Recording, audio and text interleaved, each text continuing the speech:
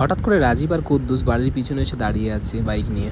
কারণটা হলো সকাল থেকেই বৃষ্টি হচ্ছে আজকে, তাই বন্ধুরা সবাই বললো চলো আজকে ফুটবল খেলা হোক। তাই কিছু না ভেবেই মাঠের রাস্তা দিয়ে চলে গেলাম ফুটবল খেলার মাঠে এসে দেখি খেলা অলরেডি চলছে। আমার পুরো বিশ্বাস ছিল এরা 5 মিনিট খেলার পর উঠে চলে আসবে। এদিকে রাজীব আর কুদ্দুস সবাইকে ডাকছিল চলে আয় নতুন করে টিম করে খেলা। আর মাঠের আরেক দিকে চেয়ে দেখলাম যে ওদিকে ডাব্লিউ চলছে। আরে ভাই ওই জন্যই ভালো লাগে না, এরা 5 মিনিট খেলতে এসে 10 মিনিট মারপিট করে। আমি ডাকা সত্ত্বেও সায়ন বললো নূরকে ফুটবল খেলা শেখাচ্ছে। এদিকে মাঠের বাইরে ওদের মারপিট দেখে আলামিন খুব হাসছে, তাই ওরা সবাই মিলে আলামিনকে মাঠের মধ্যে নিয়ে গিয়ে মনের অন্তঃস্থল থেকে অনেক শুভেচ্ছা ও ভালোবাসা জানালো। এতে ওদের মন না ভরায় সায়ন গিয়ে আবার অনেক ভালোবাসা দেখালো।